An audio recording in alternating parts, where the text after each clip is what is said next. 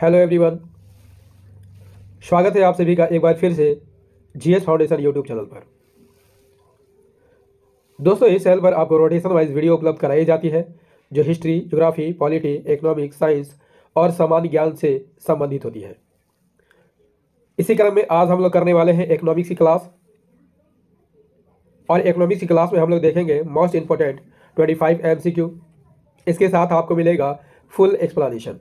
दोस्तों, ये सभी प्रश्न जो है इम्पोर्टेंट है और NCERT पर आधारित है और सभी परीक्षाओं में लगभग रिपीट किए जाते हैं।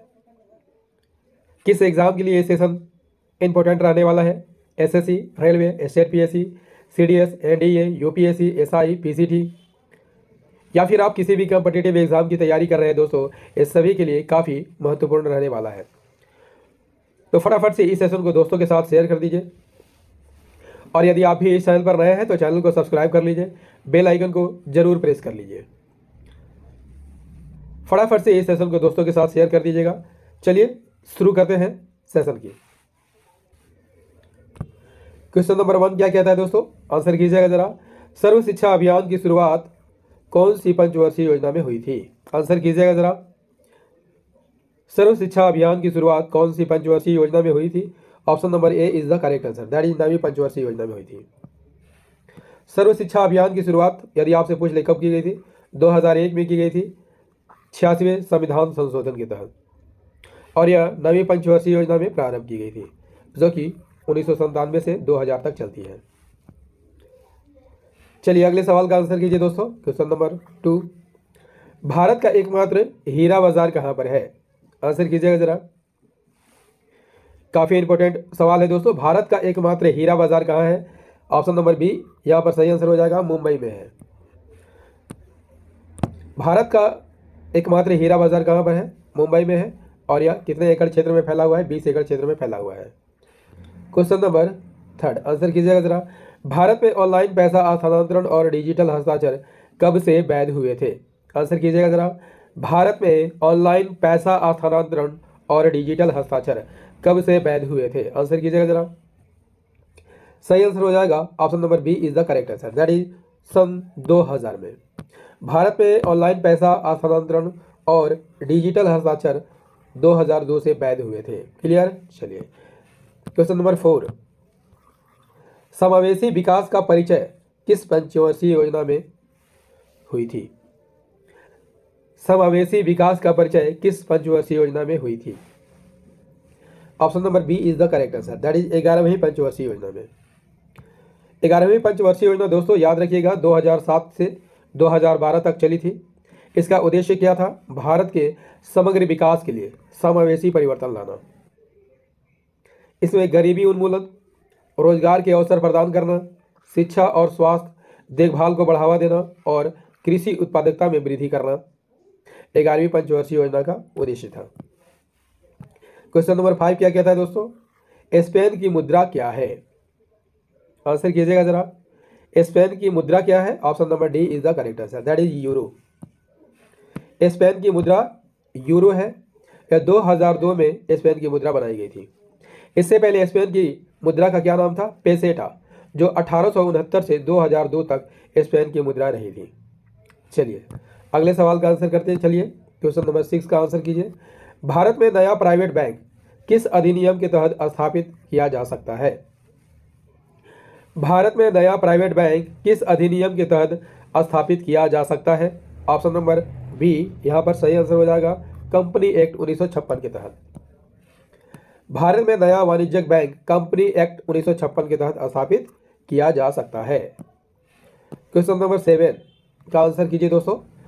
न्यूयॉर्क स्टॉक एक्सचेंज में सूचीबद्ध होने वाला पहला भारतीय कौन सा है?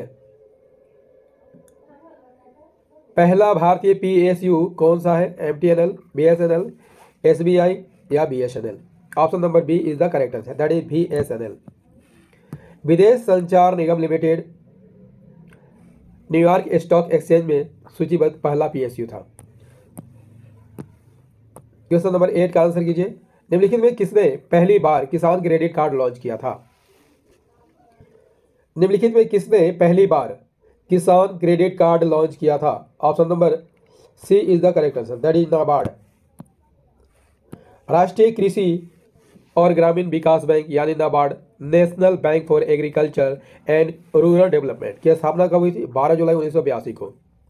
किस अधिनियम के तहत राष्ट्रीय कृषि और ग्रामीण विकास बैंक अधिनियम 1981 के तहत इसकी स्थापना की गई थी? इसका उद्देश्य क्या था? कृषि और ग्रामीण विकास हेतु बीज प्रदान करना। मुख्यालय कहाँ पर है? मुंबई में है। और वर्तमान प्रबंध निदेशक की बात कर लेते हैं तो गोविंद राजुलू चिंतालू वर्तमान प्रबंध निदेशक है। क्वेश्चन नंबर 9 का आंसर कीजिए दोस्तों। राउरकेला और दुर्गापुर स्टील प्लांट किस पंचवर्षीय योजना में अस्तित्व में आए थे? राउरकेला और दुर्गापुर स्टील प्लांट किस पंचवर्षीय योजना में अस्तित्व में आए थे? आंसर कीजिएगा जरा। ऑप्शन नंबर बी यहाँ पर सही आंसर हो जाएगा, दूसरी पंचवर्षीय योजना में। दूसरी पंचवर्षीय योजना कब से कब तक चली थी? 1956 से 51 तक चली थी। इसी पंचवर्षीय योजना में दुर्गा स्टील प्लांट की स्थापना 1956 में ब्रिटेन की मदद से की गई थी। यदि आपसे पूछ ले दोस्तों कि राउरकेला प्लांट की स्थापना कब की गई थी? 1961 में की गई थी। किसके सहयोग से की गई थी? जर्मनी की मदद से की गई थी। क्वेश्चन नंबर 10 का आंसर कीजिए। स्थिरता के साथ वृद्धि किस पंचवर्षीय योजना का उद्देश्य था? स्थिरता के साथ वृद्धि किस पंचवर्षीय योजना का उद्देश्य था? आंसर कीजिएगा जरा। यहां पर सही आंसर हो जाएगा option number A is the correct answer, that is तीसरी पंचवर्षीय योजना। तीसरी पंचवर्षीय योजना 1961 से 66 तक चली थी। किस मॉडल पर आधारित थी? जॉन सैंडी और सुखमय चक्रवर्ती मॉडल पर आधारित था। इसे गाडगिल योजना भी कहा जाता है। तीसरी पंचवर्षीय योजना का उद्देश्य क्या था? देश की अर्थव्यवस्था को गतिशीलता और नागरिकों को आत्मनिर्भर बनाना इसका मुख्य उद्देश्य था। तीसरी पंचवर्षीय योजना में भारत चीन युद्ध 1962, भारत पाकिस्तान युद्ध 1965 हुआ था और वर्षा न होने के कारण यह योजना अपना लक्ष्य प्राप्त करने में असफल रही थी। यही कारण है कि चौथी पंचवर्षीय योजना को लागू नहीं किया गया और इसके स्थान पर 3 एक वर्षीय योजनाएं लागू की गई थी। क्लियर? तीसरी पंचवर्षीय योजना का विकास लक्ष्य कितना था? 5.6, लेकिन वास्तविक वृद्धि दर 2.84 रही थी। क्लियर? चलिए अगले सवाल का आंसर कीजिए। Question number 11। मराठे समिति किससे संबंधित है? मराठे समिति किससे संबंधित है? आंसर कीजिएगा जरा। Option number A is the correct answer, that is शहरी सहकारी बैंक से। मराठे समिति किससे संबंधित था? शहरी सहकारी बैंक से। सहकारी बैंक से संबंधित थी। इसकी अध्यक्षता किसने की थी? एस मराठे ने की थी। किसके निर्देश पर बनाया गया था? आरबीआई के निर्देश पर बनाया गया था। इसने अपनी रिपोर्ट 1983 में सौंपी थी। क्लियर? चलिए अगले सवाल का आंसर कीजिए दोस्तों। काफी इंपॉर्टेंट सवाल है आपकी परीक्षा की दृष्टि से। शुरू में नरेगा कितने जिलों में शुरू किया गया था? नरेगा की शुरुआत कब हुई थी दोस्तों? 2006 में हुई थी। उस समय आपको बताना है कि कितने जिलों में इसकी शुरुआत की गई थी। कीजिएगा जरा। शुरू में नरेगा कितने जिलों में शुरुआत की गई थी? Option number C is the correct answer, that is 200 जिलों में। नरेगा की शुरुआत कब हुई थी? 2 फरवरी 2006 को। किस अधिनियम के तहत? 2005 में संसद में पारित अधिनियम के तहत, और सबसे पहले देश के 200 जिलों में से लागू किया गया था। नरेगा में एक वित्तीय वर्ष में कितने दिन रोजगार दिया जाता है? 100 दिन रोजगार दिया जाता है आवेदन करने के 15 दिनों के अंदर, और निवास स्थान के 5 किलोमीटर के भीतर रोजगार मुहैया उपलब्ध कराया जाता है। 90% केंद्र सरकार वहन करती है और 10% राज्य सरकार। इसमें 33% जो है महिलाओं की भागीदारी जरूरी है। दोस्तों इंपॉर्टेंट फैक्ट याद कर लीजिएगा। 2 अक्टूबर 2009 को नरेगा का नाम बदलकर क्या कर दिया गया? मनरेगा कर दिया गया, महात्मा गांधी के नाम पर। क्लियर? 2 अक्टूबर 2009 को इनका कैवा जन्म दिवस था? 140वां जन्म दिवस था। क्लियर? चलिए अगले सवाल का आंसर कीजिए दोस्तों। क्वेश्चन नंबर 13 कहता है कि भारतीय रिजर्व बैंक का केंद्रीय लेखा अनुभाग कहां पर है? भारतीय रिजर्व बैंक का केंद्रीय लेखा अनुभाग कहां है? Option number B is the correct answer, that is Nagpur में है। भारतीय रिजर्व बैंक की बात कर लेते हैं दोस्तों, तो ये भारत का केंद्रीय बैंक है। इसकी स्थापना कब हुई थी? 1 अप्रैल 1935 को। किस एक्ट के तहत? Reserve bank of India act 1934 के तहत। किस आयोग की सिफारिश पर? यंग हिल्टन आयोग की सिफारिश पर इसकी स्थापना की गई थी। राष्ट्रीयकरण की बात कर लेते हैं, 1 जनवरी 1949 को इसका राष्ट्रीयकरण कर दिया गया था। पहले गवर्नर जनरल कौन थे? सर ऑसबॉर्न स्मिथ आरबीआई के पहले गवर्नर थे। पहले भारतीय गवर्नर यदि आपसे पूछ ले कौन थे? सीडी देशमुख रिजर्व बैंक के पहले गवर्नर थे। वर्तमान गवर्नर की बात कर लेते हैं, शक्तिकांत दास है जो कि 25वें गवर्नर के रूप में आए हैं। इन्होंने पदभार कब ग्रहण किया था? 11 दिसंबर 2018 को। क्वेश्चन नंबर 14 का आंसर कीजिए दोस्तों। 1982 में स्थापित होने पर नाबार्ड की प्राधिकृत पूंजी और भुगतान पूंजी क्रमशः क्या थी? आंसर कीजिएगा जरा, फटाफट को आंसर करते चलिएगा, फटाफट आंसर करते चलिएगा दोस्तों। 1982 में स्थापित होने वाले नाबार्ड की प्राधिकृत पूंजी और भुगतान पूंजी क्रमशः क्या थी? Option number A is the correct answer, that is 500 crore और 200 crore. NABARD national bank for agriculture and rural development, राष्ट्रीय कृषि और ग्रामीण विकास बैंक की स्थापना 1982 को हुई थी। प्राधिकृत पूंजी 500 करोड़ थी और भुगतान पूंजी 200 करोड़ थी। चलिए अगले सवाल का आंसर कीजिए दोस्तों। सेशन कैसा लग रहा है कमेंट करके जरूर बताइएगा। दूसरी पंचवर्षीय योजना के योजनाकार कौन थे? Very very important question for your exam. दूसरी पंचवर्षीय योजना के योजनाकार कौन थे? Option number C is the correct answer, that is PC Mahalanobis. दूसरी पंचवर्षीय योजना कब से कब तक चली थी? 56 से 61 तक। विकास लक्ष्य कितना रखा गया था? 4.5%, लेकिन वास्तविक वृद्धि दर 4.27% होती है। किस मॉडल पर आधारित थी? पीसी महालनोबिस मॉडल पर आधारित थी और इसमें भारी उद्योगों पर बल दिया गया था। इसी पंचवर्षीय योजना में 3 स्टील कारखाने खोले गए थे। दुर्गापुर ब्रिटेन के सहयोग से, भिलाई रूस के सहयोग से और राउरकेला जर्मनी के सहयोग से स्थापित किया गया था। दोस्तों सेशन कैसा लग रहा है कमेंट करके जरूर बताइएगा। यदि सेशन पसंद आ रहा हो तो इसे लाइक कर दीजिएगा, दोस्तों के साथ शेयर कर दीजिएगा और यदि आप भी इस चैनल पर नए हैं तो चैनल को जरूर सब्सक्राइब कर लीजिएगा, बेल आइकन को प्रेस करना मत भूलिएगा। क्लियर? चलिए क्वेश्चन नंबर 16 का आंसर कीजिए दोस्तों। कहता है कि national research centre for women in agriculture कहाँ पर है? आंसर कीजिएगा जरा। National research centre for women in agriculture कहाँ पर है? Option number A is the correct answer, that is Bhubaneswar में है। National research centre for women in agriculture का मुख्यालय कहाँ है? भुवनेश्वर में है। किसके द्वारा यह स्थापित किया गया था? भारतीय कृषि और अनुसंधान परिषद द्वारा इसकी स्थापना की गई थी। कब की गई थी? अप्रैल 1996 में। उद्देश्य क्या है? किसानों के बीच कार्यक्रम के माध्यम से जागरूकता पैदा करना इसका मुख्य उद्देश्य है। चलिए अगले सवाल का आंसर कीजिए, काफी इंपॉर्टेंट सवाल है दोस्तों। 19 जुलाई 1969 को जिन 14 बैंकों का राष्ट्रीयकरण किया गया उनमें से न्यूनतम जमा पूंजी कितनी थी? कितनी थी? आंसर कीजिएगा जरा। 19 जुलाई 1969 को 14 बैंकों का राष्ट्रीयकरण किया गया था, उनमें से न्यूनतम जमा पूंजी कितनी थी? सही आंसर हो जाएगा ऑप्शन ए 50 करोड़। 19 जुलाई 1969 को इंदिरा गांधी ने 14 निजी बैंकों का राष्ट्रीयकरण किया था।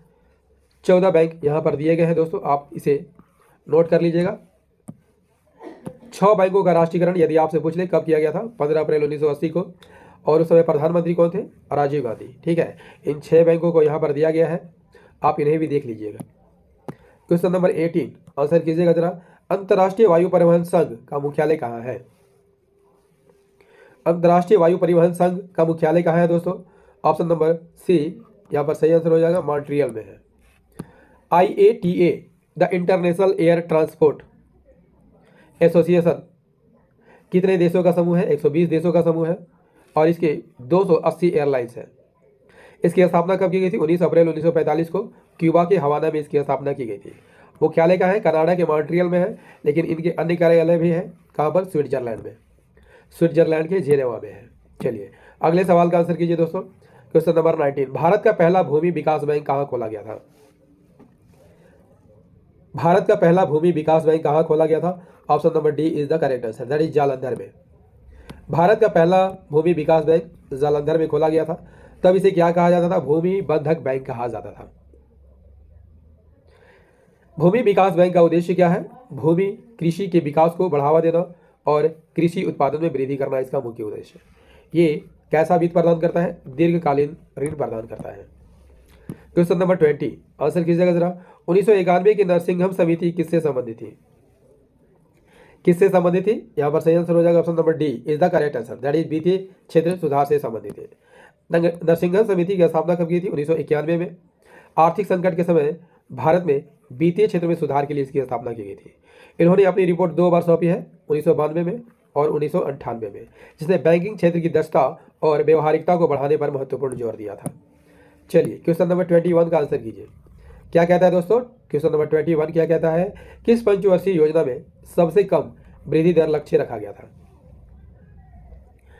किस पंचवर्षीय योजना में सबसे कम वृद्धि दर लक्ष्य रखा गया था? Option number A is the correct answer, that is पहली पंचवर्षीय योजना में।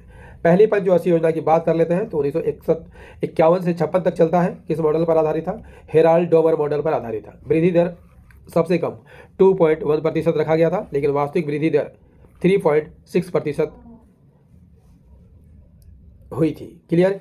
इसमें कृषि को प्राथमिकता दी गई थी और सिंचाई के लिए भाखड़ा, हीराकुंड और दामोदर नदी घाटी पर बांध बनाया गया था। क्वेश्चन नंबर 22 आंसर कीजिएगा जरा। निम्नलिखित में से किस उद्योग को चाइल्ड ऑफ द प्रोटेक्शन कहा जाता है? किस उद्योग को चाइल्ड ऑफ द प्रोटेक्शन कहा जाता है? आंसर होगा ऑप्शन नंबर सी, चीनी उद्योग को।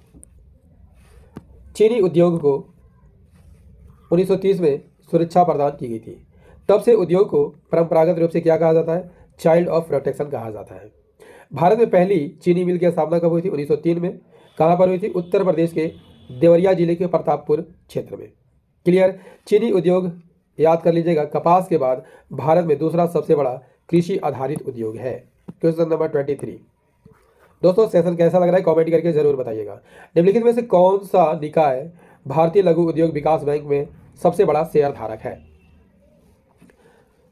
निम्नलिखित में कौन सा निकाय भारतीय लघु उद्योग विकास बैंक में सबसे बड़ा शेयर धारक है? Option number C is the correct answer, that is IDBI। भारतीय औद्योगिक विकास बैंक की स्थापना कब होती है? 1 जुलाई 1964 को। किस अधिनियम के तहत? भारतीय औद्योगिक विकास बैंक अधिनियम 1964 के तहत इसकी स्थापना की गई थी। RBI की एक सहायक संस्था के रूप में इसकी स्थापना की गई थी। मुख्यालय कहाँ पर है? मुंबई में है। चलिए क्वेश्चन नंबर 24 निम्नलिखित में से किस बैंक को पहले इंपीरियल बैंक ऑफ इंडिया कहा जाता है? निम्नलिखित में से किस बैंक को पहले इंपीरियल बैंक ऑफ इंडिया कहा जाता था? किस बैंक को इंपीरियल बैंक कहा जाता था? यहाँ पर सही आंसर क्या होगा दोस्तों? काफ़ी बार मैं इसको करा चुका हूँ दोस्तों, आंसर तो याद ही हो गया होगा। सही आंसर क्या हो जाएगा? आंसर कीजिए फटाफट। निम्नलिखित में से किस बैंक को पहले इंपीरियल बैंक ऑफ इंडिया कहा जाता था? Option number B is the correct answer, that is SBI को, स्टेट बैंक ऑफ इंडिया को। दोस्तों याद कर लीजिएगा, इन तीनों बैंकों का नाम नोट कर लीजिएगा। बैंक ऑफ बंगाल की स्थापना कब हुई थी? 1806 को।